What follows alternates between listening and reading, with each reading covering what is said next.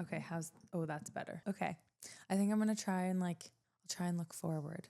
I'll try to make eye contact with the camera. Okay. Hey, how is it? The drink. Oh, you did a good job. You like it? It's pretty vinegary. I like the taste of apple cider vinegar. I feel like there was a certain point that I was having apple cider vinegar shots, basically, with lemon and everything in the morning. It's supposed to be very good for you.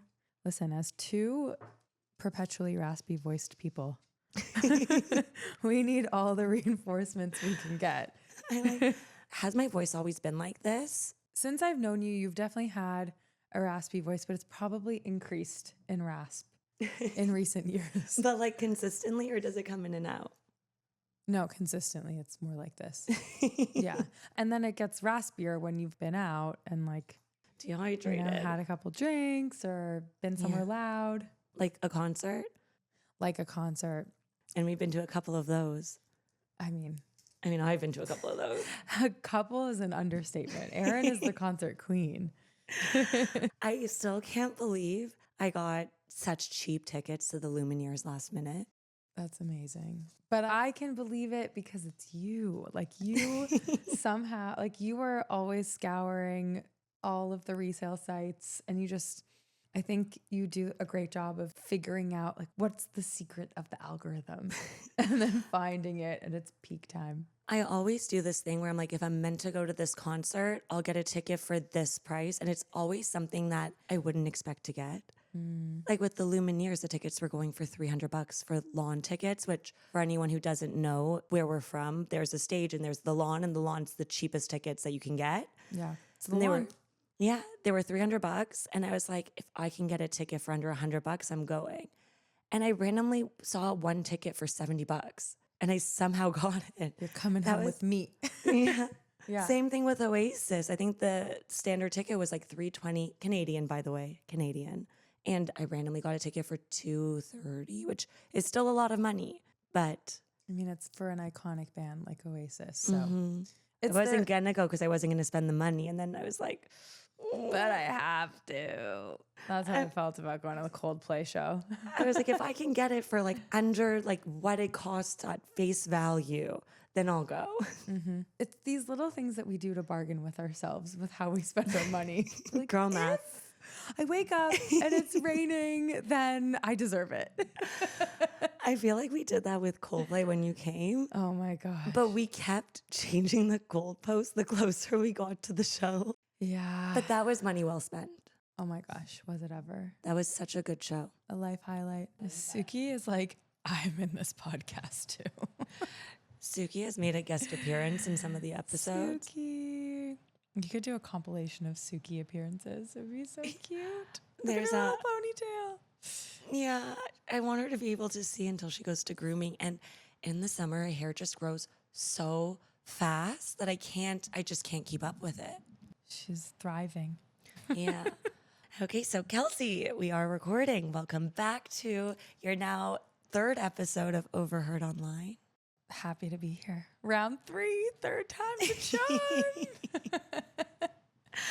I mean, I love your episodes. You always chat about such interesting things. I know. I was saying when I was chatting with Chelsea that we ended up hanging out on like the Sunday before I recorded with Chelsea. And we started talking about past life regression therapy. We spoke for I don't know how long. It's like we could have recorded an episode. You could have. Well, I think for all of your listeners, they should really know that this interest of yours spans so much further than just episodes that are recorded. Like as someone that's been in your life for a long time now, like I know that once you get hooked on a subject or kind of related topics, you go deep. And then it's like, it's like what am I trying to say? Like there are so many corners of the internet that you have turned over and researched and learned about and stories that you've read. And so, this really is just such a snippet of the broader like Erin brain. Poor Brian comes into the house and I'm like, Brian, want to do a past life regression therapy? He's like, no, but do you want to meditate on this really cool mat I bought? to the frequencies of the earth. I got this for you. What do you have for me? And just like lobbing it back and forth. For listeners who are just tuning into this first episode, that is Kelsey's husband. I think it's telling of the people that I attract in my life, and I am attracted to, like, to have in my circle of friends and close people. Yeah, spiritual people. Definitely. So since you were last on, have you read up about anything that's made you be like, oh my God, I feel like that is something that like tweaks my memory? Like, have you read any theories or stumbled upon any Not ideas? as much reading. I think I leave that to the pros, AKA you. But a couple months ago in my husband's family, we lost someone. She passed away. And I was telling you this. We were spending time at her apartment and, you know, she's of course no longer living there. Mm-hmm. Oh, I'm not laughing because it's funny. It's a sad truth. But for a week after her passing, her home became kind of like the hub of family members, friends visiting, paying their respects. And so there was tons of commotion. And then for one evening after everyone had cleared out and my husband and his family had stepped out to go pick something up, they had asked me to run into the apartment and grab something. And so I did. And for the first time, I was alone in the apartment since her passing. And the lights were all left on. And I don't know, I walked into the place and it felt a little spooky, a little eerie. I was like, this is weird. This place has been filled with so many bodies and so much energy and commotion. And now it's just quiet. And it's very apparent that she's gone. And as I was thinking that, the front hall light flickered. And I was like, I know that's her. And I was like, hi. Was it only that light? Yes. It was just the front light. Yeah, nothing else. It wasn't like it was like a hello as you walked, as you were taking Yeah, I really felt like that. I felt like she was just, I don't know. She was like, I see you. Thanks for, I don't know, being here. It was really sweet. It didn't feel insidious or scary or spooky. It just felt like a little wink from beyond. That is so beautiful. And like, I feel like we just kind of know. And there's so many people who are like, oh, that's just grief. But I'm like, I feel like the soul knows when they get through to you and they're trying to at a certain point. Yeah. And they just know. Yeah, absolutely. And I think, was it on the previous episode? I think I had shared about a friend of mine who had passed away and the dreams that I was having about her. Maybe repeat the story because I'm not sure. Maybe I didn't. Did I talk about it? I don't know. This is the Coldplay friend. Yes. Okay. The Coldplay friend. Coldplay comes back. Mm-hmm. Coldplay, if you're listening. We've gone full circle. Yeah, I had a friend. She died quite suddenly. She drowned, which is pretty like a tough way to go. It's really horrible. And for weeks and weeks, this was before I was married. This was when I was just living on my own. I wouldn't have dreams about her when I was just at my own place. But whenever I was at my boyfriend's, I would wake up often in tears because she'd come to me in these dreams. I would know it was her, but it was some sort of twisted version of her. Like I was like, I know that this is the essence of you, but this isn't you as I know you. And I would kind of want to reach out to her and call after her and want to connect with her. And I couldn't in these dreams. So I'd wake up and I was always in a state. And my boyfriend could then kind of hug me and console me. And it just became such a frequent pattern of these dreams only when I was there with him that I was like, I feel like she's only coming to me because she wants to say hello, but she also knows that it'll be really hard emotional on you. And she knows when I'm at Brian's. Anyway, I haven't had an experience like that in a long time, but both of those scenarios, it's never felt scary like the scary movies make it out to be. It's always just been like a warmth to it almost, even though it's distressing. So today, actually, I was at a funeral, unfortunately. And my father wasn't feeling well. Sorry, Dad, if you're listening that I'm telling this story. But it was a graveside ceremony, or what do they call it? A graveside service. And for some reason today was like 27, 28 degrees. It was so hot. And so my dad suddenly was like, I have to go back to the car and get water. So he started walking with my mom. And all of a sudden, we get a phone call, me and my sister. My sister's like, why is Mom calling me? And we look over and my dad's just like on the floor. He's like gonna pass out. He was walking to the car and he just like was toppled over on the pavement. So Oh my goodness. we went running. He's okay. He's absolutely fine. It was probably the heat. The medics came and it was fine. But we look over and my brother-in-law had this aunt who was the kindest soul ever. Her name was Honey, and she was just like known for being so important. And unfortunately, she passed away way too young. We looked over and this happened 2 gravestones down from her gravestone. Wow. We didn't even know it was like, we didn't realize. Wow. And we like looked over and her gravestone was there. And we're like, what are the chances that we look over? And we're literally I didn't even know that she was at that cemetery. He didn't even know. And we were like, that is such a wild coincidence. Or People looking out. People are looking out for us in all sorts of mysterious ways. Anyways, Wow. we can start digging into some of these stories if you're ready. Let's do it.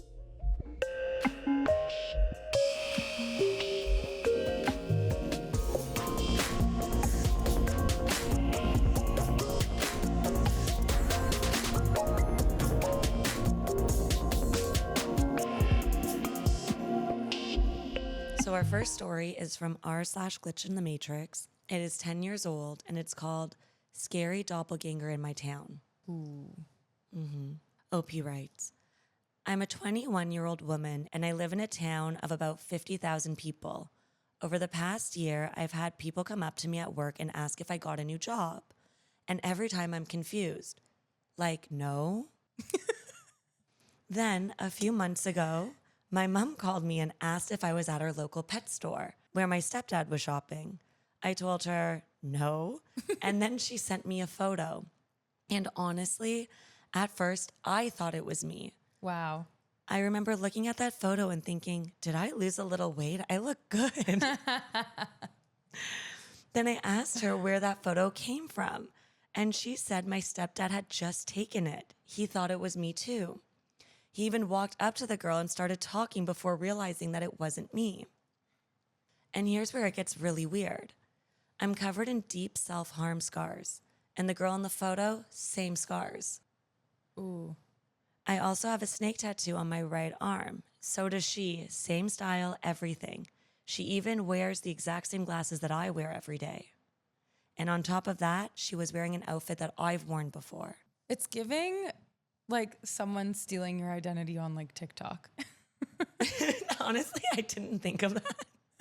Like someone taking all your videos and all your pictures and just like creating a fake account. It's giving if she's dating her ex or something, and then she like is like trying to mirror her mannerisms. I feel like I've seen a movie or a few movies, shows, something like that, where it's like they become eerily similar to an ex or someone that they've like secretly murdered and like hidden in the closet. Okay, sorry, please continue. Okay, so and on top of that, she was wearing an outfit that I've worn before. So now I literally have a picture of a woman in my town who looks scarily identical to me, and I want to meet her. I've started asking around, trying to figure out her name, telling people I apparently have a doppelganger. Her name sounds something like Carrie, but not exactly. I can't remember what the woman who came into work a few years ago said her name was. And I keep asking myself, am I losing my mind? Because there are just so many coincidences. I didn't read the whole story. I'm kind of a micro celebrity on TikTok, so part of me wonders, do I have a stalker who's obsessed with me trying to be me? Or maybe it's an old friend who's following my moves? I don't know. I sound crazy. But even I thought this woman was me, and it's been weighing on me for months. Has anyone else had something like this happen to them? I feel like you called it. That's so crazy. Yeah, I feel like I've seen, okay, not to this degree. Maybe, I don't know what's worse, but I've seen people who have been like, so-and-so creator has fully copied my aesthetic and like everything down to like how I tie my hair up and how I edit my videos and how I open the videos. And they're like, it's time that it stops. And so I do think that, I mean, but the self-harm scars that's and the crazy. Tattoo, like that's giving like, that's taking it to like it. I would understand, oh my God, I really like her glasses and like I like her style. Like I could understand even the hair. Yeah. I can understand like I like that look. Yeah. But to also be in the same city and to have the same tattoo. And it's a small town. It's 50,000 people, you said. Yeah. Weird. Okay, what do the comments say? Like, I want to know if people are like, yeah, I've totally had an identical twin to me. So getting into the comments, our first commenter writes, I've posted this here before, but I straight up ran into myself when I moved into a town that I live in now. I was out for a walk in broad daylight and I saw myself across the street. He saw me too. And he looked the way that I felt. This like is he such was a funny story. I clearly am online way too much. It's like the Spider-Man meme. Have you seen that? It's like 3 Spider-Mans and they like are all in the same outfit and they're all like, okay. Pointing the finger at each other. Yeah. Like, you're Spider-Man. It's like, I'm a Spider-Man. Yeah, that's this comment. He goes, I was out for a walk in broad daylight and I saw myself across the street. He saw me too, and he looked the way that I felt, like he was losing his mind at what he was seeing. I called out to him and he took off running, and without thinking, I chased him. Oh my God. And? I'll never forget it. It was like he was running in fast forward. I couldn't catch him, and I'm a fast runner. Whoa. Finally, I gave up, and someone nearby actually asked if I was racing my twin brother. That sealed it for me. Oh, so it wasn't like him hallucinating, like someone else witnessed this. Mm-hmm. Damn. I wasn't having some kind of breakdown. Something real had just happened. Oh my God. What would you do if you saw yourself? I feel, you know what went through my mind is like, I wonder what like Katy Perry feels like when she sees Zooey Deschanel. Or like, yeah, they look alike. What's her face? Lizzie something, who played Janice Ian Dyke from Mean Girls. Her and Zooey Deschanel look the same. I need to look this up at one point. Yeah, we can look it up. I'll pull it up now. Just search like Zooey Deschanel doppelgangers. There's like 15 people that all look like Zooey Deschanel. This is such a funny story. I love it. Like Zooey Deschanel. Yeah, those 3 people are the same 3 people. Those are the same person. No, it's not the same person. What? No, these are 3 different celebrities. My brain just broke. Wait, are you sure? Who's that? Where is it? Hindustan. Emily Blunt and Katy Perry. Emily Blunt. I didn't even realize. Yeah, like what do they think when they're across the street? Like, do you think they try to chase each other? I don't know. Like, there are some really crazy ones. Yes. Amy Adams and Jessica Chastain. Hold on, because like, okay, so this story / these stories remind me of, did you ever watch How I Met Your Mother? Some of it. I feel like there was one random like side quest plot line of them all looking for like them finding their doppelgangers. Oh my God, Suki. They like found one and then the second one and then they were like, we have to find the rest of our doppelgangers. There's like a theme throughout a season or a couple of seasons. You know what? You know what it reminds me of? When we were underage and trying to find people who looked like us to give us fake IDs. Yeah, but that was also back when the photos were so bad. Yeah, like you like literally would be like, anymore. It was like, are you the same race with the same color hair and like don't have like a completely different face? Yeah, like you generally in the same vicinity look like me against this blurry photo of you. Yeah, that's true. I feel like, was it you? We had the story back in the day in one of the old episodes where the guy chased himself at a ranch or at a farm. Was it with you where he saw his younger self, but then him as a child remembered seeing somebody on their property with a golden retriever, like told their dad, got into trouble, was punished. And then years later, he was visiting his family with his girlfriend and her golden retriever dog. And when he was out having a smoke, he saw himself And then he chased himself. But at the time, he was like, this random guy was chasing me. Oh my God. Yeah. Wait. The dad like went out with a gun. He got into trouble because they're like a Christian family and they thought that he was lying. But he had like ran crazy right now. Suki. She's like burrowing. For anyone watching right now on the video, Suki is like trying to get comfortable, but the microphone is in her way. And so she's like unclear of what to do. But if you put her down, she's gonna like scratch at you because she loves you. I love her too. She's definitely a big squirmy worm right now. There we go. Okay. Okay. And now she's Suki, where are you going? She wants to look at the camera. She's made for the lights and cameras. Is this fine? I mean, it's fine with me as long as it's fine with you. I'm fine. Let's continue. Okay. So the story, I believe the guy, so he remembers as a kid being chased by somebody, but he didn't know it was him. And then as an adult, he realized, oh my God. And he instinctively started chasing himself. And he realized afterwards he was the guy with the golden retriever who was chasing his younger self. Crazy. So I wonder if, because you know how there are theories, I've talked about this before, but that time isn't linear. Time's like a box. It all exists simultaneously. And so you could see different points of time in space. So in like space, multiple things would be happening at the same time, but there's like a thin veil that separates what's happening. It's interesting though when like something breaks down in like the reality that we know to be true, where multiple people see it and can corroborate the same thing. Because I think so many of your stories are scenarios where people are having individual experiences, and then there's something very, it translates to something else when multiple people can say, all of us saw this person that looks exactly like you, or, you know? Or like when that kid at the time when he's like, I got into trouble, like I was grounded because I told at the time my parents that man was chasing me, and they went out with a shotgun to look for this man. And it's like, years later, he's like, oh my God, I was the man. But there's like that validation of, it wasn't just something he dreamt up. It's like he had acted and done something that involved other people. Yeah. Wild. Anyways, wild at this guy that somebody asked if he was chasing his twin brother. Yeah. Okay, we have another comment.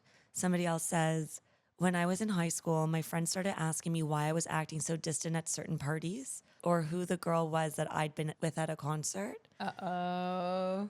But I hadn't been to any of those events. I had no idea what they were talking about. And this went on for weeks. That's hard. That's hard as a boy. Everyone's like, you're a liar. You're cheating on your girlfriend. Boys lie. Yeah. Who were you at those parties with? Like, who's that girl? And you're like, I wasn't. Sure you weren't at that party. Okay. Imagine if that actually happens like once in a blue moon where people take photos. Like a person's like, it wasn't me, I swear. And they're like, I literally have photographic proof to confirm. Imagine if this is just like the longest bit ever where he's just like sewing on the line that he's like commenting. He's like to his girlfriend, he's like, see, I'm even commenting on glitch posts. I'm not the only one. It's like a 15-year ruse that like he's been living a double life. Or somebody who cheated on their girlfriend is like secretly making Reddit accounts to like push the stories up and like showing their girlfriend. I wouldn't be surprised. I feel like men would go to some crazy lengths to do things to get away with their infidelity and their whatever else they're doing. Anyway, people who are comfortable lying to the person who lies beside them will go to crazy lengths to say that they're not lying. Yeah. Okay, what else did this guy not do? Air quotes. So he says, but I hadn't been to any of those events. I had no idea what they were talking about. And it went on for weeks. People saying they'd seen me at multiple places that I hadn't been. It got ridiculous. This lasted maybe 4 or 5 weeks, and there were around a dozen separate incidents.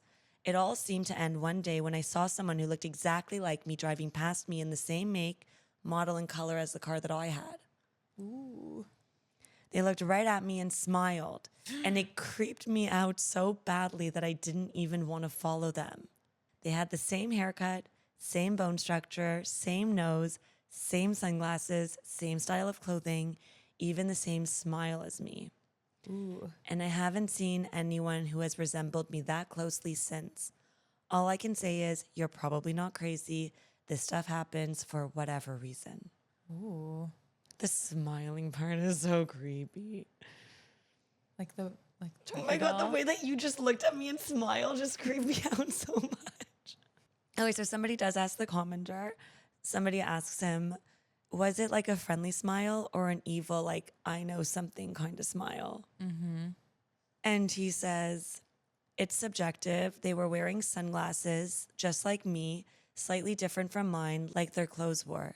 They gave me a half smile, which is actually something that I do a lot. But they kept looking at me the entire time we passed each other. It only lasted a few seconds, but it definitely felt creepy. Even just having someone in the opposite lane glance at you and smile is unusual. But this was more than that. This happened in the US Southwest 30 years ago, and I still remember it so clearly. Sure, maybe it could have been a stranger in the same car who happened to smile at me, but with the constant look-alike sightings I had been having, the resemblance was extraordinary. Wild that he says it's the same smile as him. Yeah. And the same car? Yeah. Wait, back it up. Did they have the same car? Same car. Driving past me in the same make, model, and color as the car that I had. They said the glasses were slightly different and the clothing was slightly different. Was it like a Honda Civic? Was it a gray Honda Civic? Because if it's like a silver Honda Civic, then like plausible. But still, that's... I wonder if like But, two like, timelines. How is it that they're like people they know that this person knows have like intersected with this other doppelganger and then they just vanish? Like, what are they, just passing through town on their Honda Civic? Maybe when you see each other, you merge. Maybe like the act of seeing each other. You think that's maybe what's happening? maybe the You think universes. they're merging? Maybe they're like so close together that like one's absorbing the other. Maybe let's say the bubble universes are so close together that some people were interacting with the version of him in two timelines. Yeah. Yes. Like Possibly. maybe people were accidentally merging. Maybe a couple of people were interacting with him in both. Something else that like much more literally came to my mind than what you just said, which is much more like theological and mystical, is what if they're long lost twins? But in the same car. I mean, there are crazy twin stories. I know. Haircut. Yeah. Same sunglasses, style of clothing. Like there are ways to Same like way to try and smile. explain it away, I guess, where it's like, okay, well, you know, the trend is the same and it's a Honda Civic, but yeah, it is mystical enough to be like, maybe it is just this intersection and like wires were crossed. It makes me think of a story that I think I pulled and I didn't realize that there was overlap, but I hope I pulled it. Okay. And we're going to see it Okay, after. let's hear some other comments. Yeah. Oh, somebody else responds to the second commenter with the car story. Wow, the car detail got me because the exact same thing happened with my doppelganger. We passed each other going in opposite directions over the same train tracks, and she was driving the exact same car as me. Our eyes locked, and the way I described it to my family was she had this knowing smile, not just a normal driver glance, a knowing smile. My neck hair stood straight up.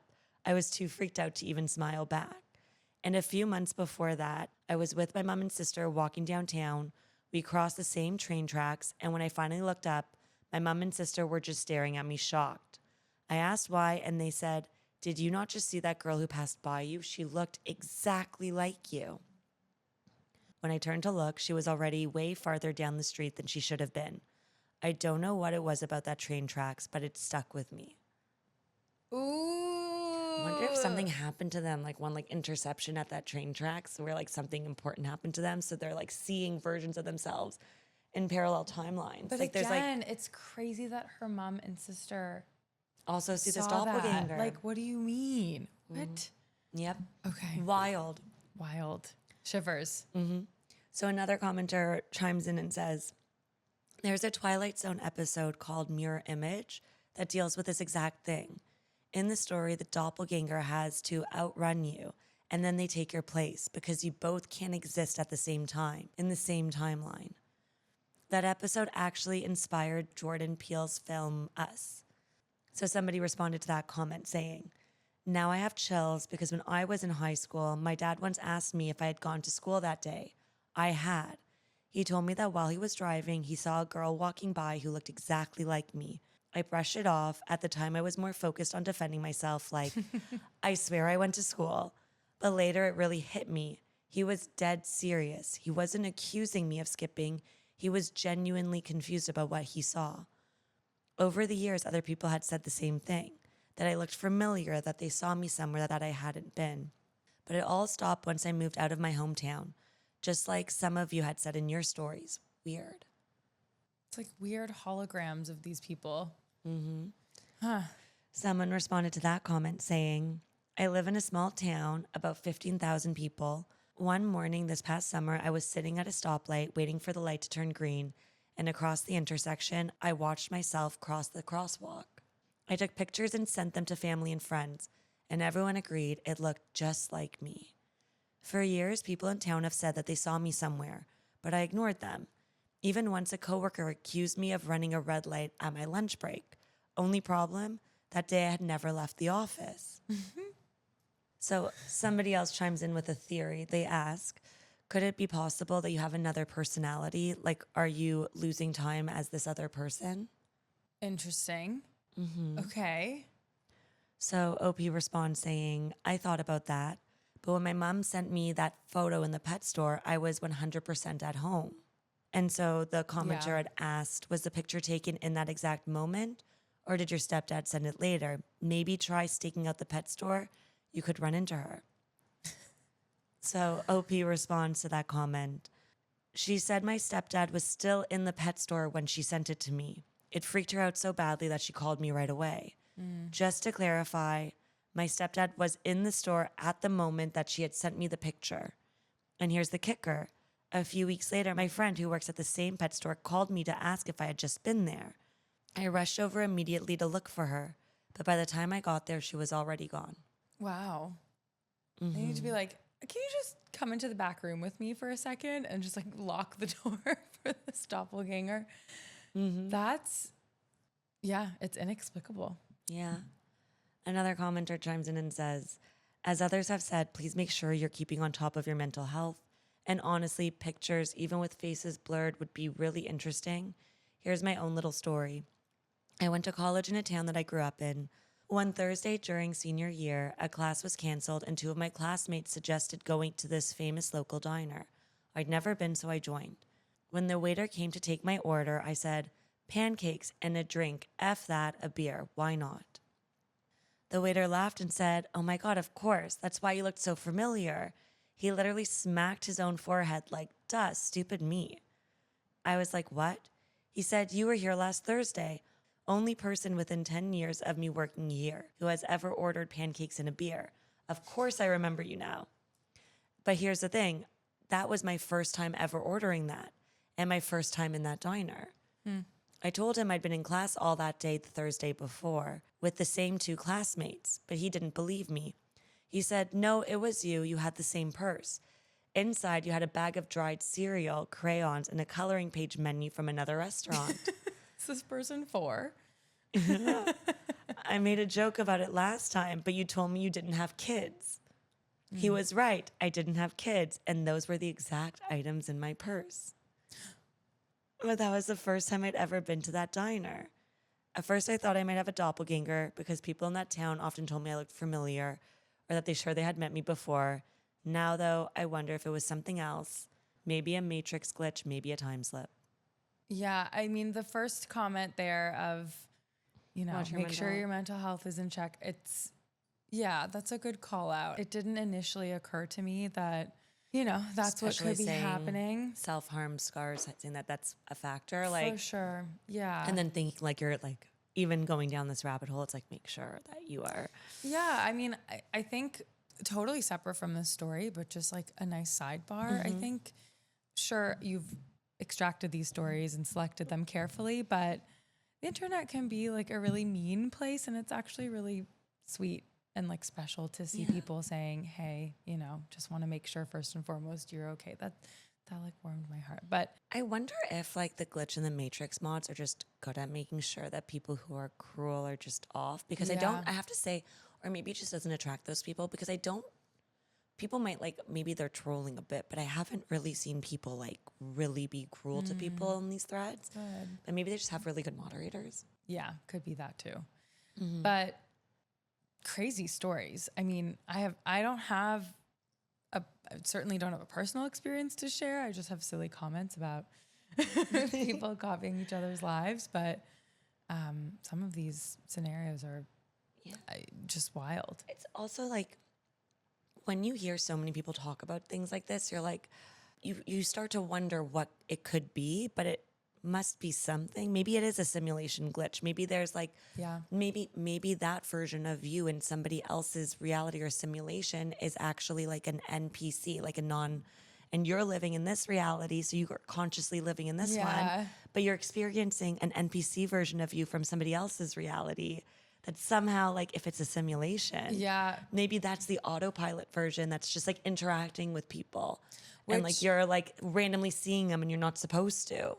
Which is funny because of the way, like our perception of things is everything, and I think if you're feeling creeped out and someone smiles at you, you're like, it's a creepy smile. It's a knowing smile. I smile at everyone. I can't imagine looking at somebody making eye contact and not smiling. Right. But if you're saying, and now actually it's your NPC, it's like they're just programmed to smile. So they're not creepy or knowing. They're just being like, hey.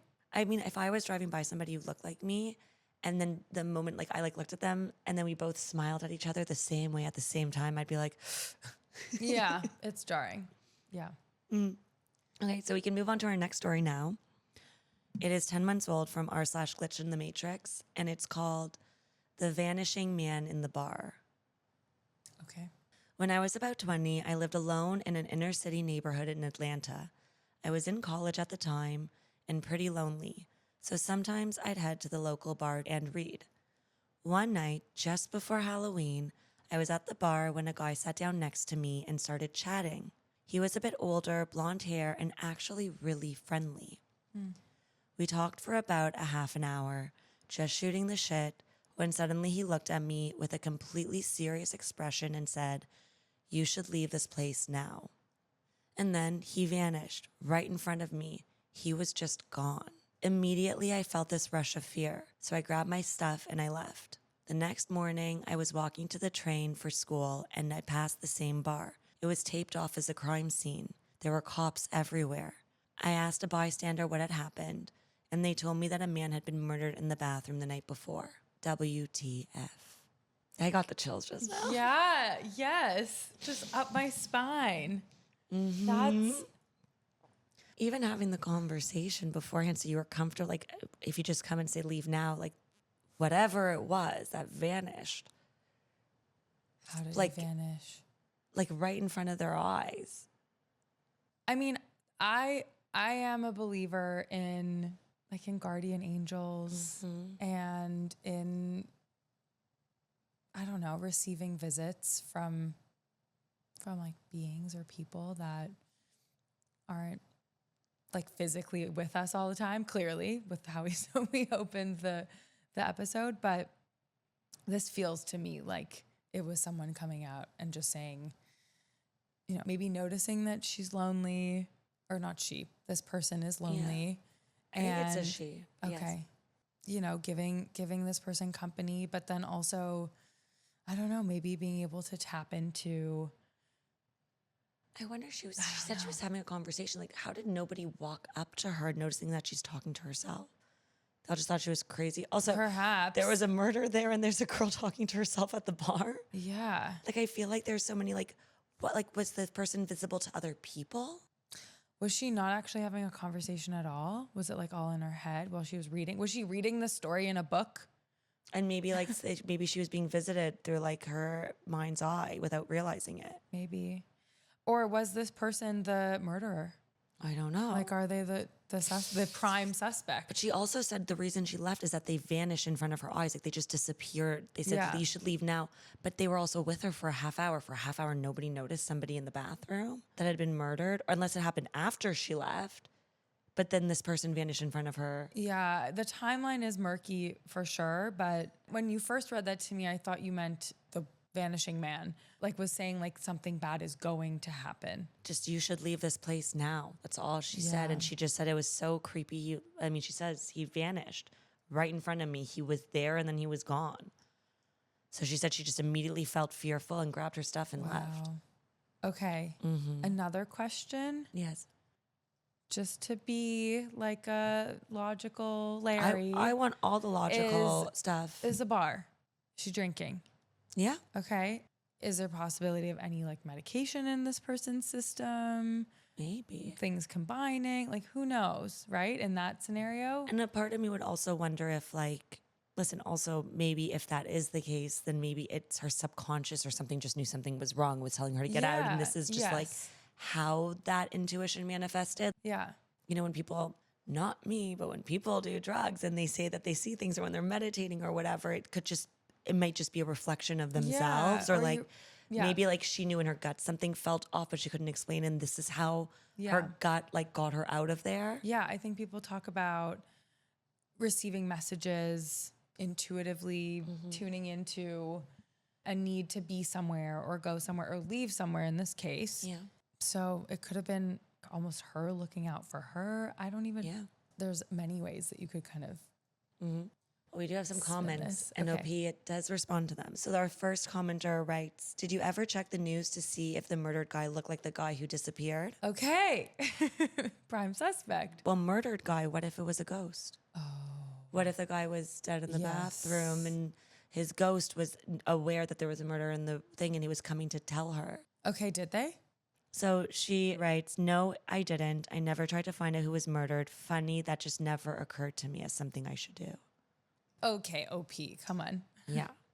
So somebody else writes, another thought, maybe he was a guardian angel or some kind of entity that wanted you to get away from the scene before things had actually gone down.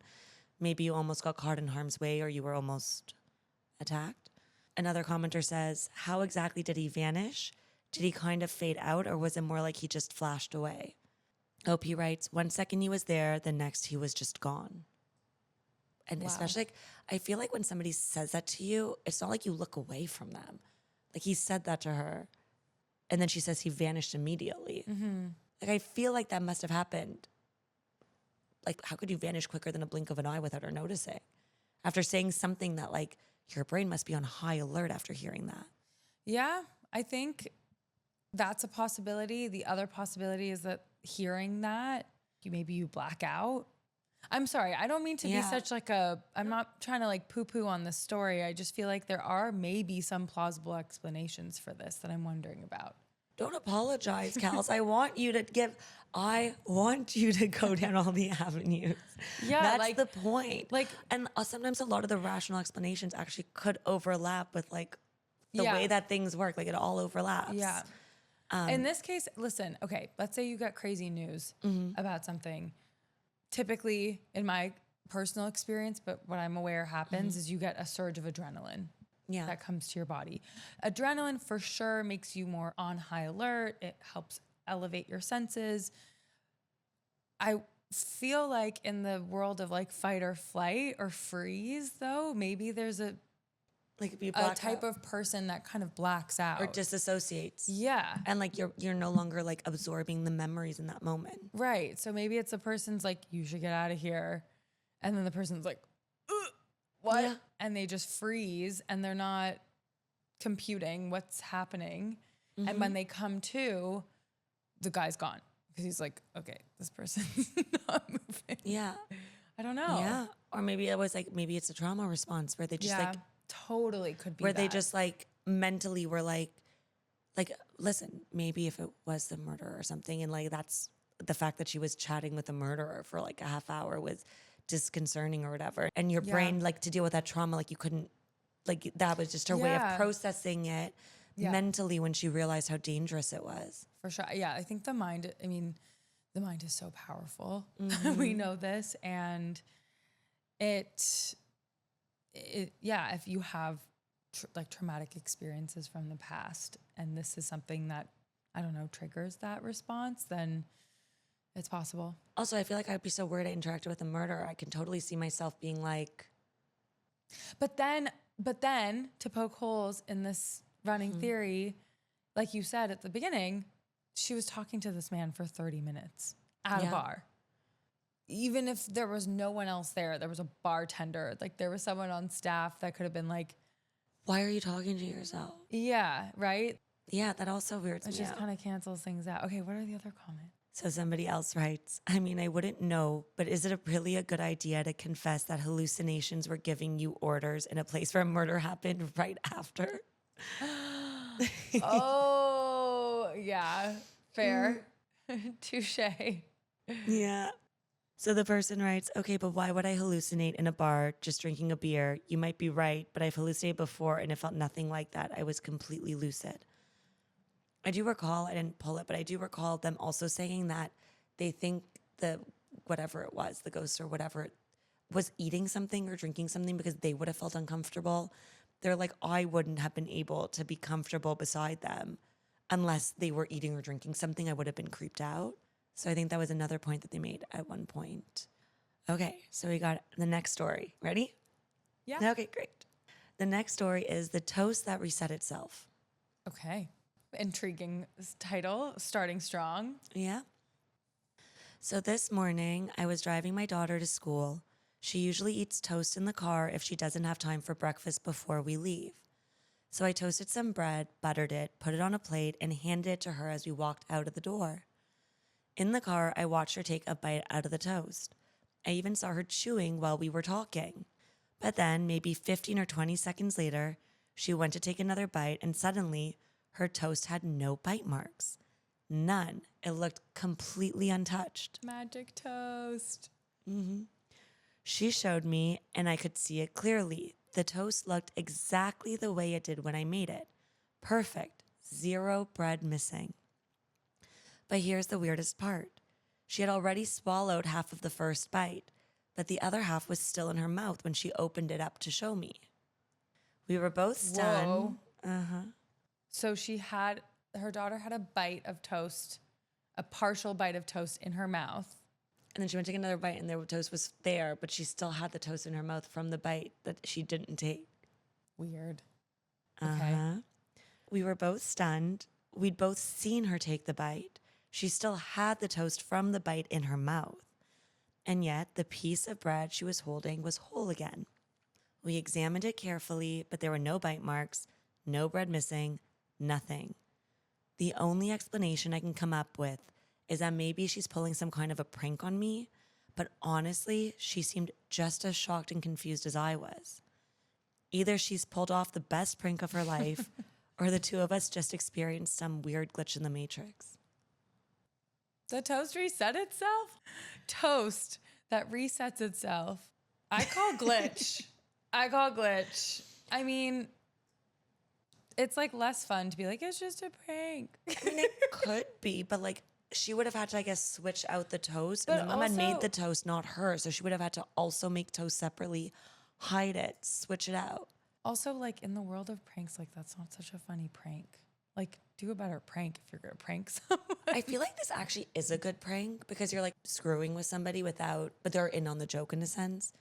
You're not like making fun of them. it's Like not you're doing harmful. something that like nothing is worse than when people do a prank and like the person is the joke. Yeah, Like their reaction to the prank is the whole point. And it's like, I know. Pranks are so dicey. If at the end of the prank, you're the butt of the joke, that's not a prank. That's just bullying.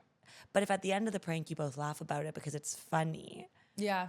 Yeah. And this is, And it might make you look like an idiot, but it doesn't make you the butt of the joke. Absolutely. That's a good like moral of a lesson. Air. I love it. It's true. Just giving little Yeah, tips this over is here. harmless. This is both people saying, "Oh my God, what happened to the toast? That's crazy!" And like, you know, Our toast disappeared. it's like you had to be there for you to realize how crazy.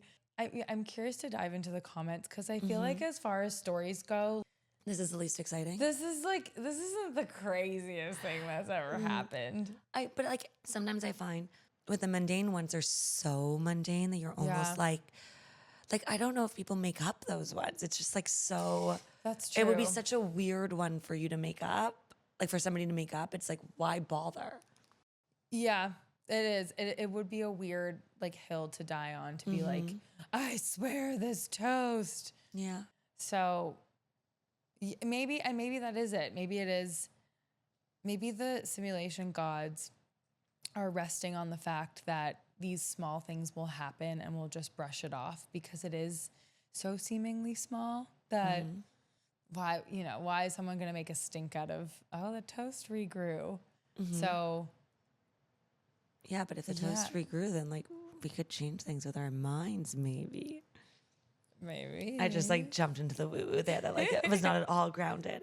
All right, comments. So our first commenter says, this actually happened to my brother once with a pack of M&Ms. He was trying to figure out how he had one in his mouth and two in his hand when the whole pack was sealed like new. He had just bought them and was still walking back home. No rips, no tears, completely unopened. Magical M&M's package. That's like a kid's dream or my dream. I would be so sketched out if I opened up a pack of M&Ms, put two in my mouth, had two in my hand, and then went to go pour some out and it was sealed. I know. But then I was looking at my hand like, there are M&Ms here. Like, this is a trick bag of M&Ms. Well, where did these come from? Yeah.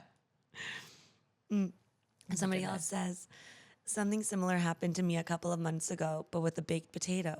I had cut some off, at least 2 or 3 bites, and ate it. But when I went back for more, the potato had nothing missing.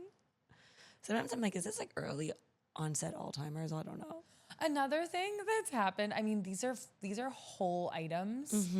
So toast, you can see a bite that has or hasn't been taken out. But I have had meals that are so massive, like served to me on a plate.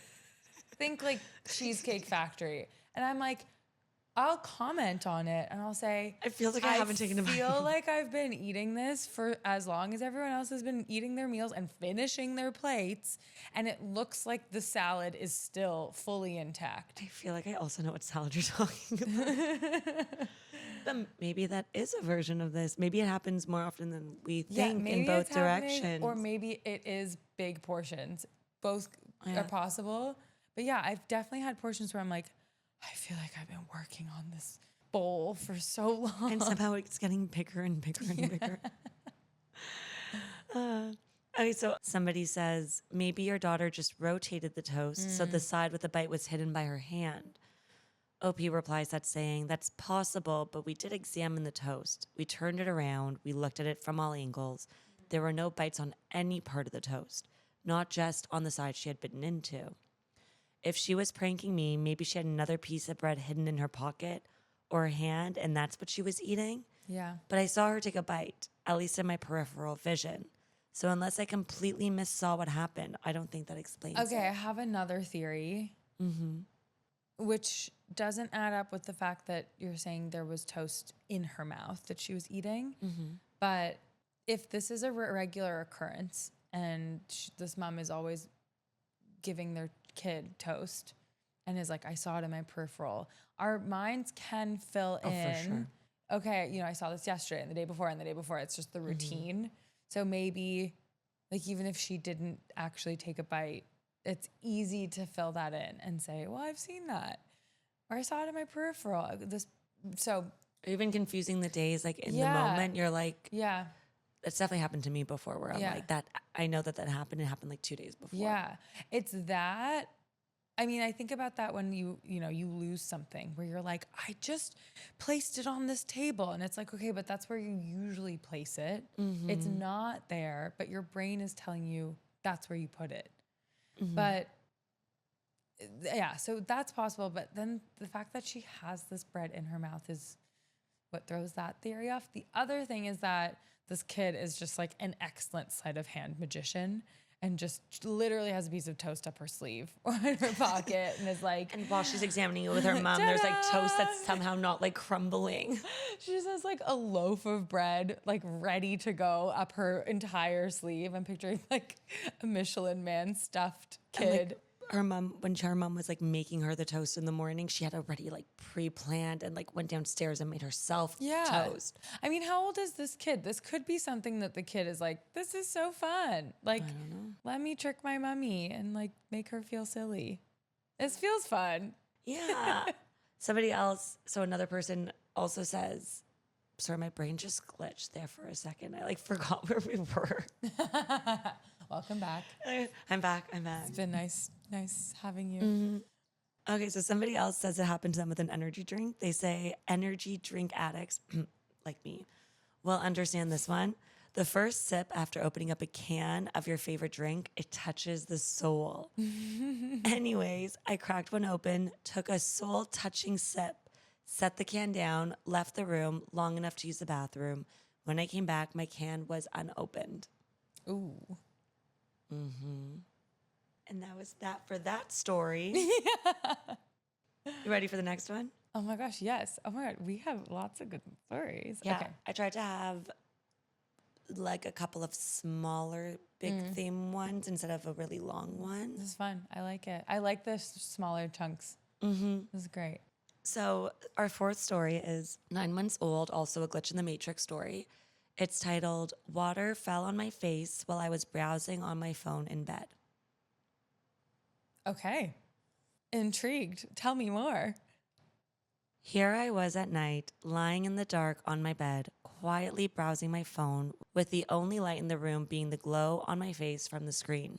I can picture it. That's all of us. And then splash.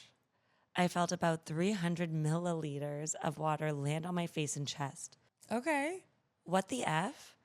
I instinctively whispered loudly, thinking I was under attack, but courteously not trying to wake anyone up. I was not. Once I had flickered my phone flashlight, I had seen there was nobody, looking down again at my soaked bed sheets and wiping my face. I was still alone in pin-drop silence. Surely if somebody was there, I would have heard them. Besides, anyone who has gotten used to the acoustics in their bedroom can hear a penny drop. Me, I hear absolutely nothing. I have no explanation for it to this day. The Matrix got into a water fight with me, and it's currently winning 1-0. Why couldn't it have been gold? But with full respect to the Matrix, I'm grateful it wasn't acid. It's like, just in case you're reading this Matrix, like, please don't like consider us enemies. Like, let's just keep it friendly fire with water balloons. Yeah, 300 milliliters is like over a cup of water. Yeah, he said his sheets were soaked. I mean, I feel like I've had moments where there's a drop of water. I'm like, where the hell did that come from? Yes. Or like a couple of drops. I'm like, how, what? But like a glass Like- on your head? Like this mug that I'm drinking from, that it's that much water just splashed on you? That is so alarming. Yeah. What? I don't.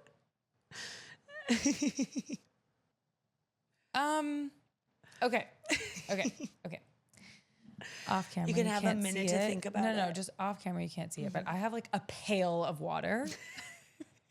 I have this water bottle with me, swinging around, like whacking into things at all times. And if I don't have it full, like my friends all know, like it's water anxiety. I need water. I drink so much of it. Anyway, I'll stop talking about water.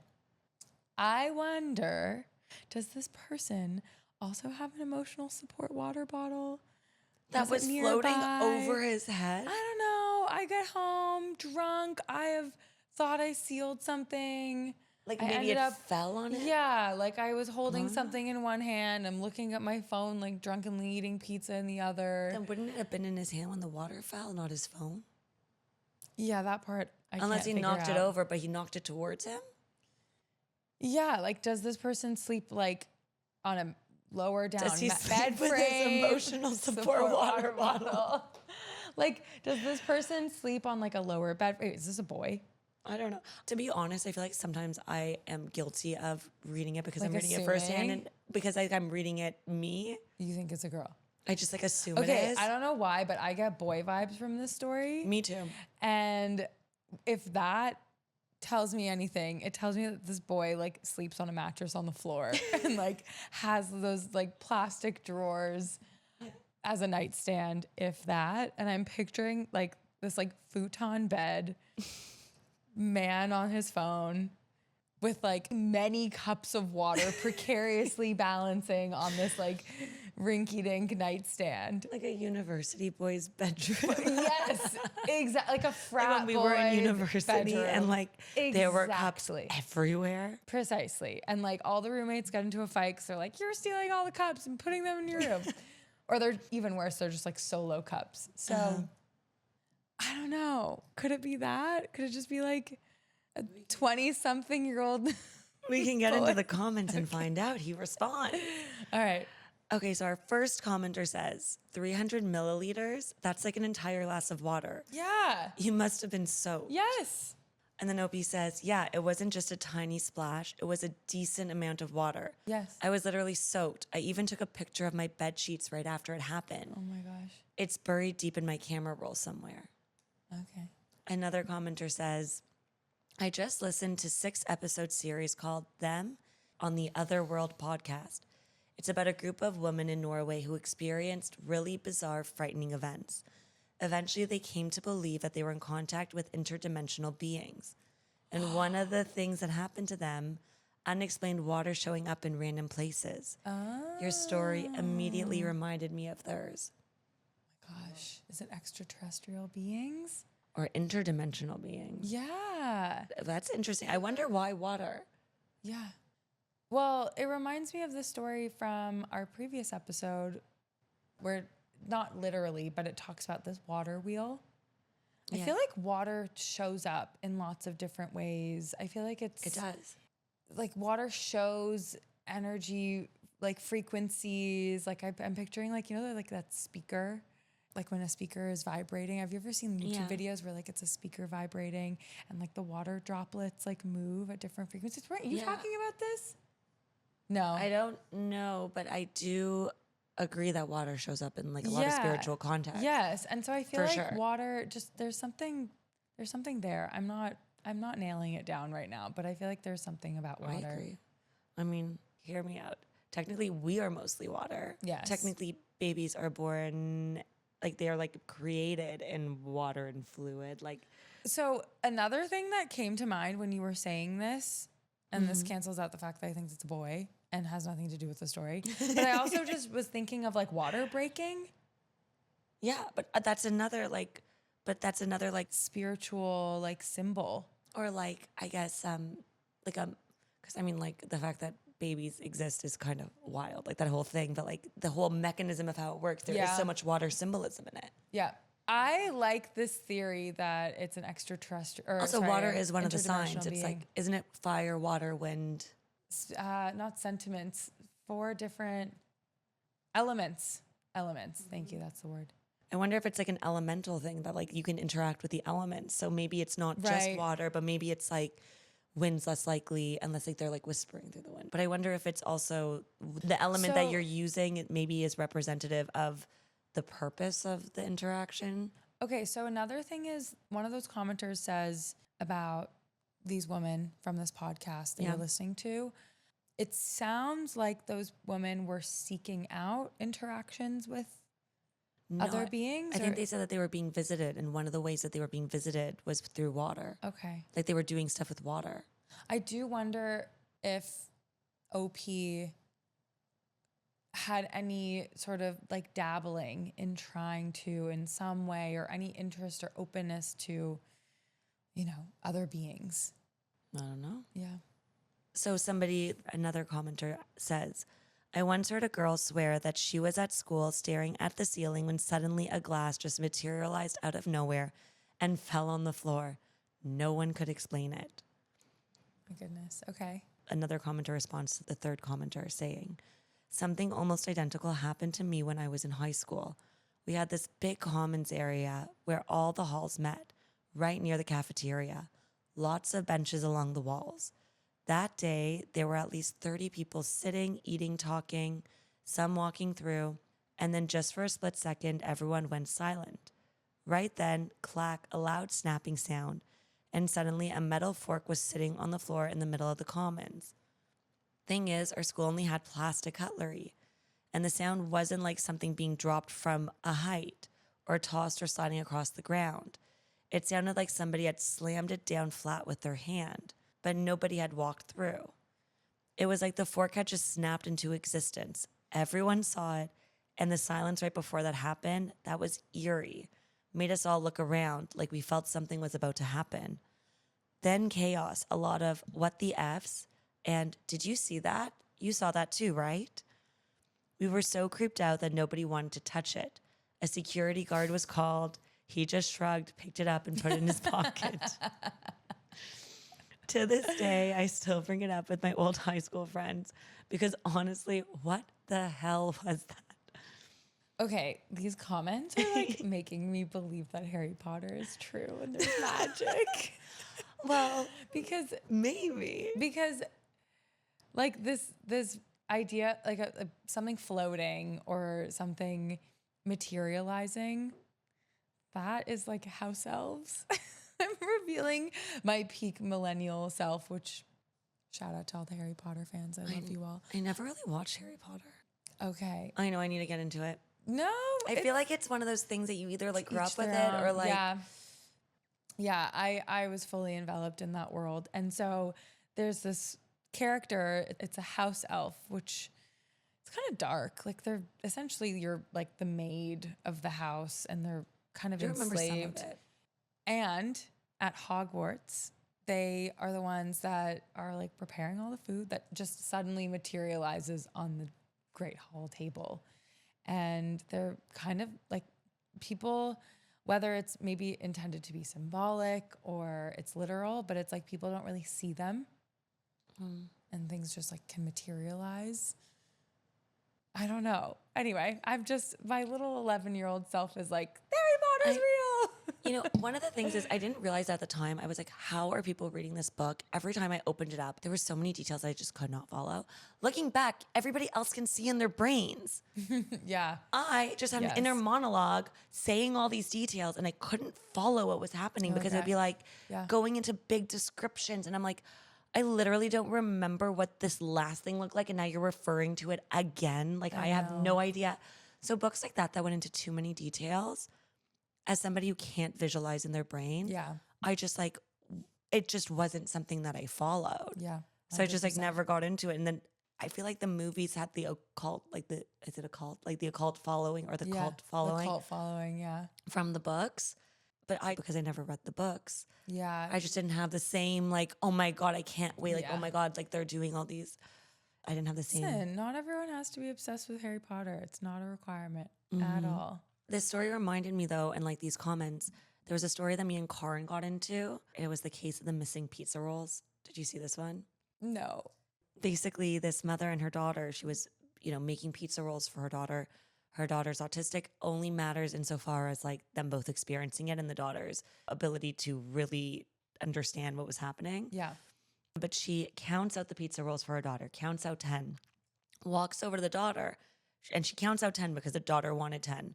Okay. So she walks over, her and her daughter sees it. She gets really excited for her 10 pizza rolls. All of a sudden, 2 fall off the plate. They start to roll. They both look and it snaps out of existence. They both look at each other confused and then they start looking for them. They can't find them anywhere. The daughter's looking for them. The daughter's now obsessing over the fact that she just saw them disappear. Wow. And she's like, I know I made 10 because I counted them. Yeah. The daughter saw that they had 10 and the daughter... Yeah. Like being autistic, she's like, she has a better memory than I do.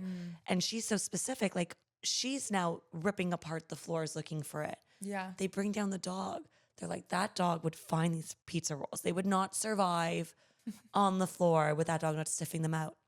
No pizza rolls. And the daughter's asking her what just happened. And she's like, I literally don't know what to tell her.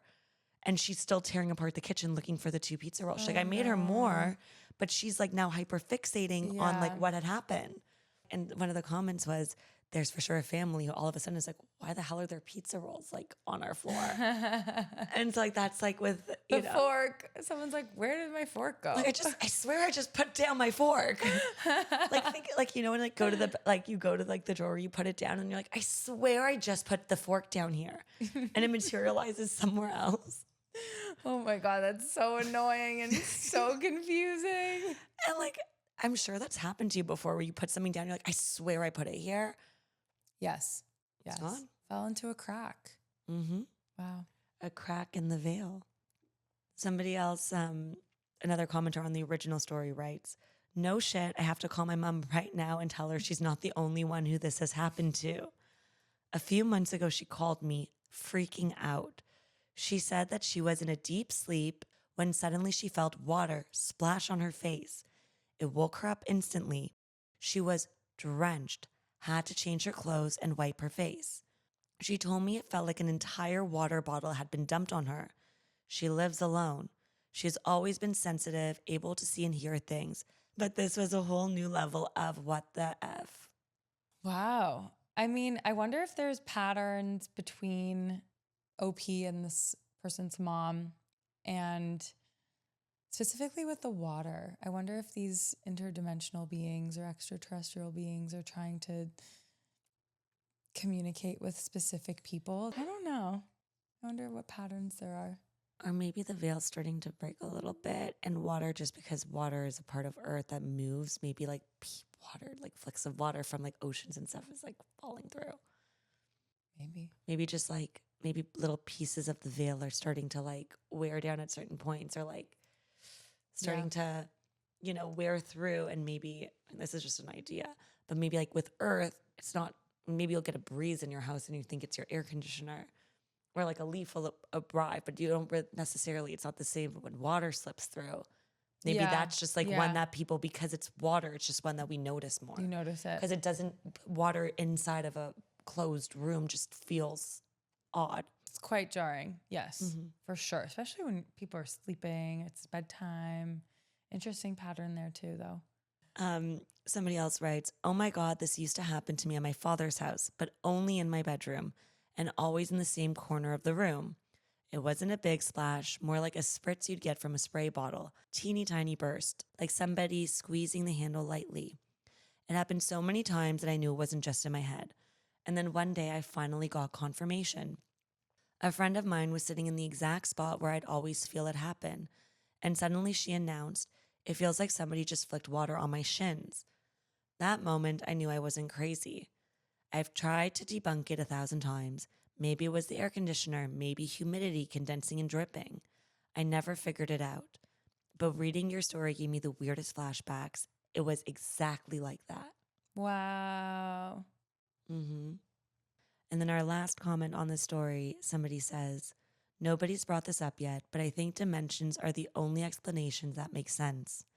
If someone or something from the fourth dimension or higher splashed you, that would explain the lack of sound and the lack of anyone being there. Mm-hmm. Carl Sagan actually had a great explanation of the fourth dimension on YouTube. It's simple but also complex enough to help you wrap your head around it. Honestly, it might be frightening to think about, but maybe keep your eye out for other signs. You might be able to disprove or prove it yourself. Wow. Mm-hmm. Okay, we'll move on to the next story, which is r/glitch in the Matrix. It's 9 months old, and it's called The Dead Classmate at the Reunion. Spooky. Okay. I graduated from university in 2020, and I clearly remember that one of our classmates had passed away from COVID. I didn't really know them that well. Our conversations never went beyond simple greetings, but I remember it happening. Fast forward to last week, we had a reunion, and I saw his brother there. At least that's what I thought. But later I found out it wasn't his brother. It was him. I was too afraid to say anything. In our culture, joking about somebody's death is considered extremely insulting, basically a curse, and I didn't want to be that guy. So I spent the evening just acting normal, chatting with people. Then someone pulled out our graduation photo. We were all talking about it, and he wasn't in it. So I casually asked him, why didn't you come to graduation? You missed out. It was a great day. And he just shrugged and said, I don't remember why. I must have been busy.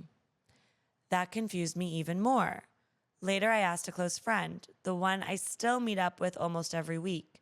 And he said, thank you. So I'm not the only one who remembers it. And then I realized it wasn't just me. At first, I thought maybe the guy just had COVID and people spread a rumor that he had passed. But in our culture, spreading rumors about death is, again, extremely frowned upon. Yeah. No one does or takes that lightly. And besides, who forgets that they got COVID or misses their own graduation without a big reason? I specifically remember people posting Instagram stories that said, RIP and you'll be missed. Oh my gosh. I tried to dismiss it as a false memory until my friend confirmed that he had the same memories. Even my wife, who was my girlfriend back then, remembers me telling her that a classmate of mine had died from COVID. But here's the strangest part. I can't find any trace of any of those posts that I remember anywhere. Nothing on my friend's timelines, and his Facebook hasn't been active since 2018. And yet, I know it's him. I know I'm not mistaking him for someone else. No other classmate died before graduation or after it, except for him. I'm not saying it's definitely a glitch in the matrix, but honestly, it's effing weird. Oh my God. Do you think that the ghost of this friend was like hanging out at the reunion? Yeah. I think they were just like, I want to see what's up. Or maybe two timelines converged and like in one he died, but maybe those two timelines, maybe there was an end of world event. So the timeline of him surviving COVID is now merging. Like people in groups are merging timelines. Maybe other things are happening that like we're slowly merging. Maybe.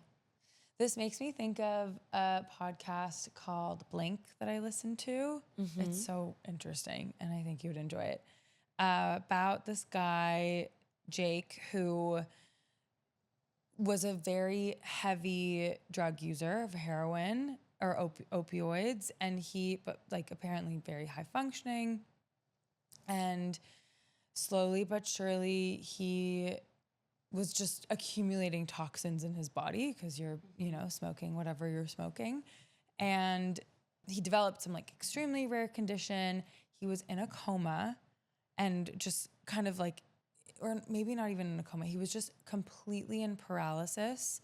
And everyone assumed that he was just like, he wasn't fully conscious at all. And he was just kind of like in the room.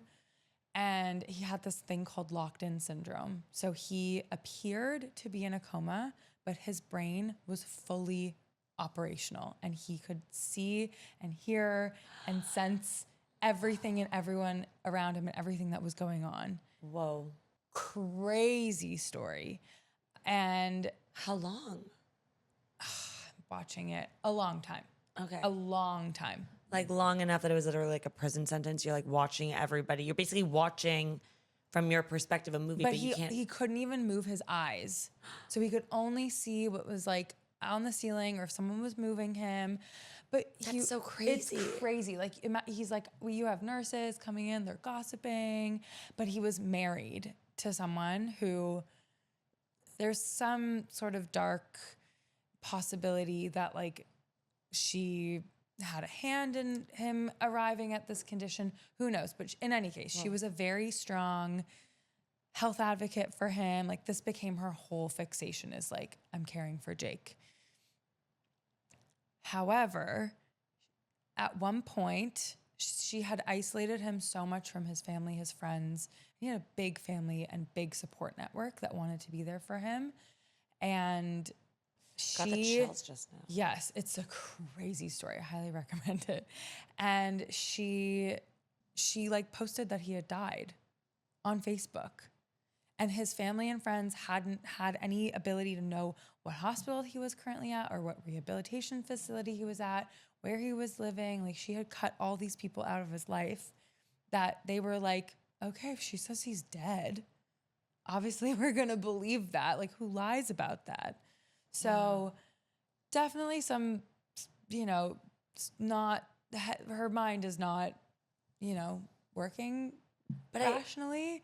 But anyway, he came out of it and then saw people, old classmates of his, and they were like, I'm not even going to lie. Like, I thought you had died.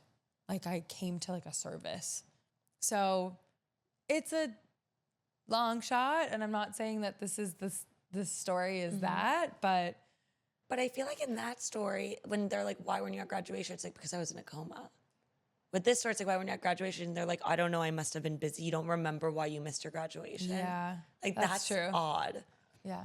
But I feel like if two timelines are converging with this guy being alive, it's almost like you have to forget those things in order for them to merge. What do you mean you have to forget those things? Like, the person doesn't remember. yeah, because all of a sudden they were maybe at an old graduation, but all of a sudden it seems like they're not. And they're like, oh, I don't know why I wasn't there. That's odd. Yeah. But I must not have been there. Like, it's like a weird kind of. Yeah. But like, he doesn't know why he missed. Yeah, they could have converged. And maybe it's because he had COVID, but then wouldn't he say, maybe he was so sick with COVID, but then wouldn't he say, oh, I had COVID? Yeah. Yeah. There's so It's many like, easy there's ways. a weird. Yeah. So we have the first commenter. One commenter writes, I once got a text from a friend checking on me after I'd been announced dead at a class reunion I hadn't even attended. I think the announcement was actually meant for another classmate who had the same first name. But I could. That's such a crazy mistake. Okay. But I can only imagine if I showed up at a future reunion, there are going to be a lot of people who are going to be shocked to learn that I'm still Yeah. alive. Jeez, what an error. Oh my God. I would even say, I'm so sorry we had the wrong student. Sorry, wrong name. We actually meant to say that you have an item available for you at Lost and Found. Like, Same first name, just somebody in the office screwed up and didn't double check that there were two of them in the class. that's something that you don't want to. You need to check twice. Crazy. And I love how just one friend texted him being like, yo, buddy, by the way, there was an announcement. Like, Yeah, that'll make people stop dead in their tracks. Seriously. so another commenter writes, one of my home care clients died back in 2019. I was devastated. He was my favorite old man. 3 years later, I was hanging out with a friend of mine at a gas station where she worked, and suddenly there he was. I got to spend 10 minutes talking to him. Wow. I don't know how or why these things happen, but honestly, I wish they would happen more often. Aww. Yeah, somebody else writes, my parents' friend and former insurance agent died and somehow resurrected himself about 3 times. A few years back, I asked my mom whose funeral they were going to that night. She said, oh, did we not tell you? Yeah, Jack Ronald died. I'd known him back in college. Our families had eaten out together, even gone to the state fair. He was also my insurance agent before he retired. And before I could stop myself, I blurted out, again? Because that was at least the 3rd funeral that I had remembered of Jack Ronald. My mom didn't even miss a beat. She just said, well, he sure is dead this time. What? That's like a family bit. What? Well, I don't know. But they're like, God. wasn't he dead? No. What? We're Again? at his funeral?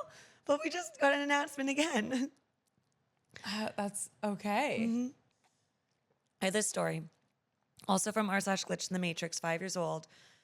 My sister with Down syndrome knows things that she shouldn't know. Ooh, this is like the telepathy tapes. Yes, Okay. exactly. OP writes, I've been lurking on the sub for a while and always wanted to post this, but honestly, I was too nervous. Reading a recent post finally pushed me to share my own stories. They're about my little sister. For safety reasons, we're going to call her Diana. Some background, Diana has Down syndrome. She's also considered high-functioning autistic. My mom had a really difficult pregnancy with her. At around 6 months along, Mom walked into the bathroom and found the box holding her wedding dress sitting on the floor. That box had been in the attic since we'd moved in. Nobody knew how it got there. Right after that, Mom started having contractions and bleeding. Dad rushed her to the ER, where she was put into intensive care. That's when they discovered that Diana would be born with Down syndrome. When Mom got home from the hospital, she sat my older sister and me down to explain that Diana would be different. Everyone else cried, but I remember saying, none of us are normal. I was 12. Good insight. Diana ended up being born premature, around 7 months, with major medical issues. Wow. She had surgery right after birth and spent her first 2 months in the NICU. When she finally came home, she was the tiniest baby I had ever seen. Aww. By 6 months, my parents had her in physical and speech therapy. We even taught her sign language because Mom was afraid she'd never be verbal. But Mom was wrong. Diana started babbling at 8 months, lying on her back, looking at the ceiling and giggling like somebody was playing with her. Aww. Mom always joked around saying that she was talking to angels. So the first story that they're going to share, they call it The Woman at the Christmas Party. When Diana was about 3 or 4, Mom and I took her to the Christmas party at a center for people with disabilities. We were sitting in pews waiting for Santa to arrive. Out of nowhere, Diana bolted. She ran straight into a crowd, straight to an older woman that we had never met. Diana clung to the woman's leg and started bawling. We rushed over apologizing, saying we have no idea what got into her. The woman bent down and gently asked Diana what was wrong. And in the clearest voice I had ever heard from her, Diana said, "I'm so sorry that your mommy left you." Oh my goodness. The woman's eyes filled with tears. She told us her mother had just passed away a couple of nights earlier after a long battle with cancer. Oh, I'm getting the goosebumps. Oh, wow. Okay, Diana, what an angel. She knows stuff. Story 2, Talking to the Dead. When Diana was 10, I visited her and Mom. Out of nowhere, Diana started talking about how she speaks to her grandpa all the time. He had passed away when she was 5. Then she said she met Grandpa's wife. I told her, "Of course, you met Grandma." But she corrected me. "No, Mommy's mommy." Mom and I froze. Our mom's mom had died before our oldest sister was even born. None of us had ever met her. Mom rarely talked about her. So Mom gently asked Diana some questions. What color was Grandma's hair? Diana said, "Yellow, but not real." Mom explained. Oh my God, she's dropping all the truths. Mom explained later that her mother wore a big blonde wig because she had gone bald from years of battling anorexia. Then Mom asked, "Do you know Grandma's name?" And Diana answered, "Jeannie." That was her real name. Diana had never heard that name before. Story 3, The Warning Call. There had been other moments too. When I was in an abusive relationship, something I'd never told my family about, Diana once called me in the middle of the night, sobbing and begging me to leave my house and come home. Right after that call, my fiance came home drunk and beat the living shit out of me. I left him after that, and honestly, I don't think I would have had the strength without her warning. I know I draw the shivers too. Wow. Yeah, wild. Speechless. Even today, Diana says she talks with Grandma, Grandpa, and other people who have passed away. There are so many more stories like this. I know this post is long, but the backstory is part of it. You can't understand Diana without it. She just knows things. That's beautiful. It's what a like superpower Diana has.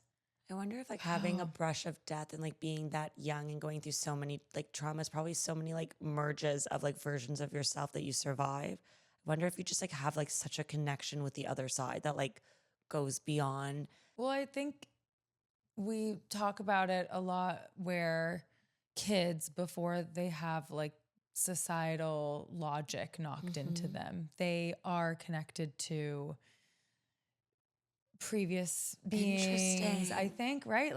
You'll talk to your niece or well, they say nieces, before the nephews. age of 3, I now think that sometimes when people talk about imaginary friends, a part of me is maybe it is a spirit that they're interacting with, and it could be it could be absolutely fine. It could be somebody that loves them, but you got to be careful that it's not you want to make sure it's positive. But I think, but there's tons of stories like that, exactly, and then people forget about their imaginary friends at a certain age. It's their memories wiped.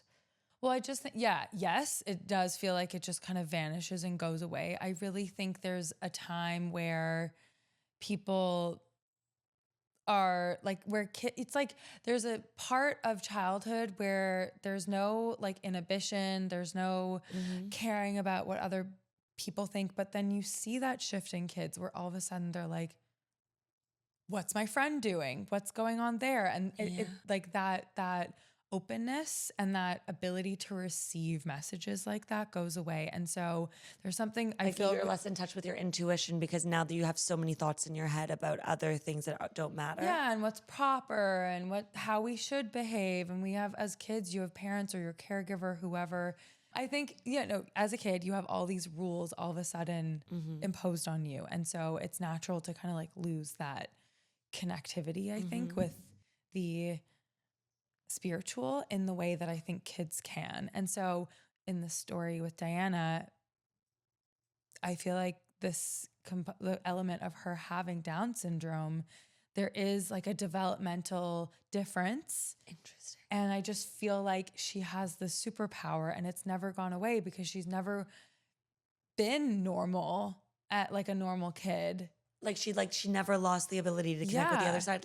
Even I think it's like kids who remember past lives. It's up until a certain age. Usually it's like before the age of 3 or 4. And then it's like by the age of 6, like people don't usually remember past lives. Like it's extremely rare, but it's very common in kids before a certain age. Yes. And so I wonder if there is something to that. Like I totally can see where that comes from. And I think that could be like very valid and true. Yeah, I think she's just got like such a special gift. And like they're able to hold on to that like ability to stay connected to the other side because you don't grow out of it in a sense, but you like end up being so accelerated in the spiritual world. Yeah. And it seems like it's kind of like a push-pull, right? Where if you were like more aware of it, maybe you could find like signifiers or signs or things that you're like, ooh, like I'm going to keep pursuing that to try and like strengthen this. But the same thing that would give you that drive is probably what would cut you off from accessing that gift. So in her case, it feels, I'm sure these are just scraping the surface of what this person's experienced with her, but it feels like maybe it can feel more sporadic and like more random where you just don't know when Diana's going to clue into something around her. I think it's like amazing. She's almost like an antenna that things like flow through, like energy flows through, and she just is like an open. It's not closed off. It's just open. Yeah, her heart's open to it. And her mind's open to it. It's such a really beautiful. Thought. Oh, so beautiful. Yeah, I love that. I love it too. Our first commenter writes, "This is pretty amazing. How old is your sister now? Does she remember the things she said when she was younger?" OP responds, "She's 24 now. I've brought up a few of those moments and she seems to recall them all. Some of them make her sad when I ask her about them." Oh, it's like she goes right back there. Mm-hmm. An important question. Can she still do it? Someone asks. Yes, she still talks to people who have passed away. And just a few years ago, she knew our eldest sister was going to have a miscarriage. She kept saying the baby was a boy and that his name was Toby. Our eldest sister, let's call her Ray, hated that name. But she said, if it's a boy, I'll name him Toby since Diana said it. Ray was about 5 months along when Diana started saying, Toby is going to leave Ray. Toby is going to go to heaven. A couple of weeks later, Ray miscarried. I wonder if she can interact with the spirit. There was like the soul. In Journey of Souls, I think, in that book, they had discussed miscarriages and abortions. And one of the things that when people are in hypnosis, one of the things that they said is that there's always a learning experience and a soul will choose to come in that form to learn what it's like. And a person will choose to maybe go through, in the spirit world, they'll understand that there's this contract that they're going to do this thing. Yeah. And that sometimes the soul wanted to experience the beginning parts of being born without fully being born. Maybe it's a really new soul and they just wanted to dip their toes into being a soul. And that, sometimes they come and then they decide they're not ready yet, but you knew at the time that they might not be ready because you knew who the soul was going to be, that there's some level of something that happens that we are aware of. Another commenter writes, maybe she's like me. I don't have Down syndrome or autism, at least not that I know of. My parents had me tested once, but the results just said that I was different. For as long as I can remember, I've been able to know things I shouldn't know. It's like when you learn something from a book or video, except you never actually read or watched it. The knowledge just appears and you just know it's true. I don't talk to the dead outside of dreams, but I think all humans have this ability at some level. Most people experience it as intuition, and sometimes a brain abnormality makes those abilities stronger. Absolutely. I totally call it dusting things off the corner of my brain that I have not that I am anywhere near this, but Yeah. but I do feel like even the book, The Power of Now, like the guy who wrote it, Eckhart Tolle, he just says that one day he just like tapped into the collective consciousness and just knew things that were true and just wrote about that. No background in any of the topics he writes about. And now he just talks about all these things, but he never read about them. He never learned about them. He just like, he says one day they were just downloaded. Yeah. It just like flows through him, the information. Yeah. You showed me that. I feel like there's also this guy, I forget his name, but Bashar is, I think I showed you the channeling guy. The guy who channels, like one of the big channelers, Bashar or whatever, Maybe. he channels through somebody allegedly, but he gives him a lot of information. And one of the things that he says is that the information's around everyone and you don't need a computer to interface with it. You can actually just tap into the knowledge of like you're actually more connected with every other soul than you know. And like you could just tap into it, like your knowledge that somebody else has. It might not be good knowledge, it might be bad knowledge, but you just kind of know. And like we just don't trust ourselves enough to use it. Or like we're not in tune with ourselves to use it. There's like too many other things going on. We're just like all rusty. Like we're not thinking about these things, I think. Yeah. And there are so many distractions that keep us from seeing these things. Yeah. And so OP had responded to that comment saying, I totally agree. It's like our 5 senses. Some people have sharper ones and we can develop them with practice. Yeah. Just to clarify though, Down syndrome and autism are not mental illnesses. They're neurodivergences or neurodevelopmental conditions. Of course, neurodivergent people can also have mental health struggles like depression or OCD. But yes, I also think neurodivergence, mental illness, epilepsy, trauma, even brain injuries could all heighten extrasensory perception. I'm autistic, and while I haven't had experiences as dramatic as OP's sister, I've had strong intuition, premonitions, and dreams where I can speak with dead people. Wow. To clarify, that was somebody else responding to the commenter, not OP. But yes. Good to know. Commenter 3 writes, I absolutely love this. My oldest sister has severe cerebral palsy, and she also knows a lot of things that she shouldn't. Back in the landline days, she would motion to my mom, asking who had called, even when the phone hadn't rung yet. And then seconds later, the phone would ring. She would just laugh and laugh. Once, she even saved her teacher's life. She insisted he go to the hospital because of pain in his arm. He brushed it off as sleeping funny, but he was actually having a heart attack. Because of her persistence, he got to the ER just in time.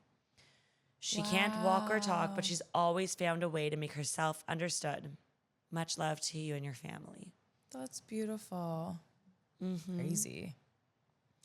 Yeah, another commenter says, I once had a wise person tell me that people with developmental delays like Down syndrome are just very old souls.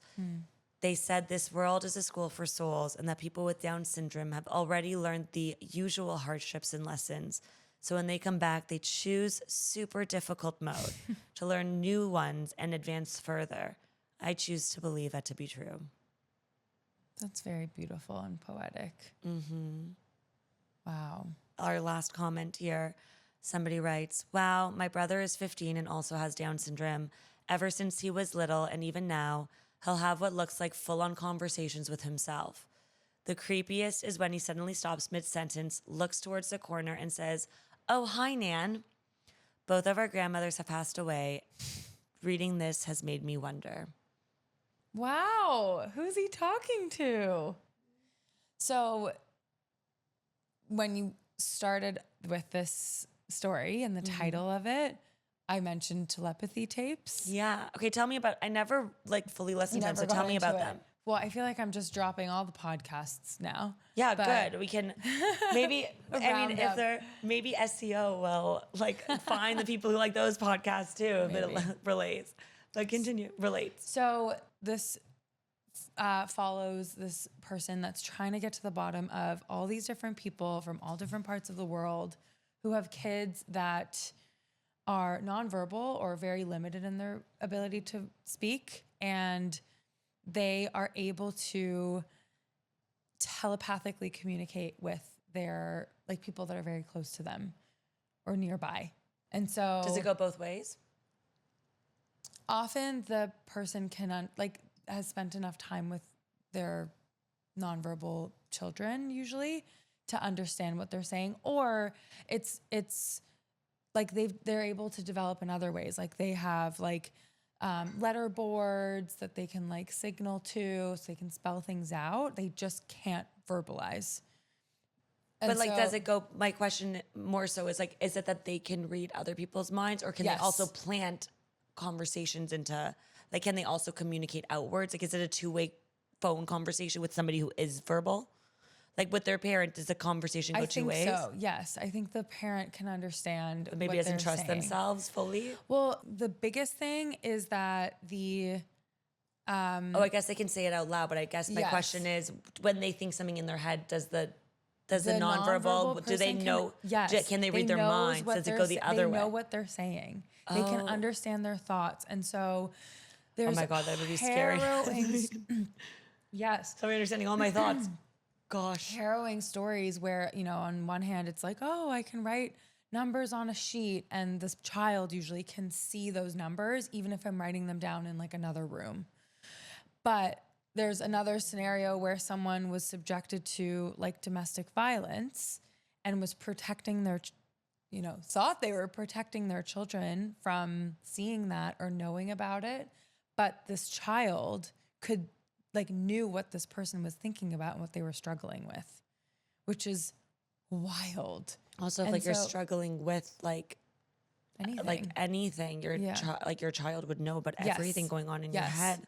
Yes. And so and you don't even know how to block that or turn that off. No. How do you? And so this, the host of the show, she sets out to try and in some way effectively capture this scientifically, and to show that there's no bias, there's no scenario where the parent is feeding information to the child, or it's not rehearsed or anything. Mm-hmm. I don't know. It's really powerful. I just feel it just tells me that there's this whole set of abilities that I really believe that people who aren't developed in the way that the general masses are able to access. I think that guy Bashar, who, full circle moment back to that channeler, I think he was saying that autistic people, we only use a small percentage of our brains, and when somebody has autism and they have all that knowledge about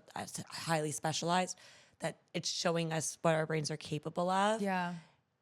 But right now, because we can only use a certain percentage, we can't unlock it across the board. So they choose to be highly specialized in this area to show you what our brains are capable of, learning wise, if we were to unlock more of it, so that we're more incentivized to unlock more of it. And they take on that role, but because we can't just jump into it, because it's required that we evolve in that way. Having people come who are autistic, who have this highly specialized brain, actually helps us, as we evolve as a species, that we can use more of our brain. Yeah. Beautiful. Yeah. Okay. Don't quote me on this because I never watched the telepathy tapes, but I feel like I saw somewhere that there's also a thing where people who are nonverbal can communicate with one another. Yes. In their heads, even if they're not in the same room, and know each other. They can, was it there's a place that they go to that they can communicate, or am I making that up? Yes. I didn't get that far, but there was kind of a teaser to that. That's insane to think about, that there's a meeting place. One of the scariest parts of being a mother is that you don't want your child to be isolated when they're nonverbal. It's just you want them to experience so many things, and to find out that there's actually a place that people go in their brains, that they're experiencing things with other nonverbal kids and they're interacting with. I feel like that if beautiful. That's true, it's that's an insane discovery, because for so many parents who they love their child so much and they just wish that other people could see how special they are. But, they have difficulty interacting with people because they can't communicate. To know that actually they're with their people is, oof. Yeah. I hope that that's true. And I'm not just making something up right now because I haven't watched the telepathy tapes. I'm making this up. Check it out. Are you tearing up? No, it's beautiful. It's beautiful to think about. I think it is. Yeah, I feel like I don't know. It's so easy to want, I mean, even in this episode, in our conversation, I've found myself like grappling with like, okay, well, this makes sense, but this doesn't make sense. And it's ultimately, it's not a black and white binary at all where it's like, this is true or this isn't. But I do think we stand to evolve more as people when we stay open-minded and we don't just say, okay, things have to be proven scientifically. Like, I really do think in some scenarios we can let our intuition guide us. And I feel like, I mean, there are so many stories now in the scenario of the telepathy tapes, in this story about people who have relatives, friends with Down syndrome. If we let our intuition and our gut guide us, we can, I feel, say confidently that there are abilities that they have. I also feel like when you're open to it, it's more likely to happen. Like, okay, I know this is like a random example. One of the things that has been happening to me a lot lately, and I know that this is a thing that everyone says happens to them all the time, and it does.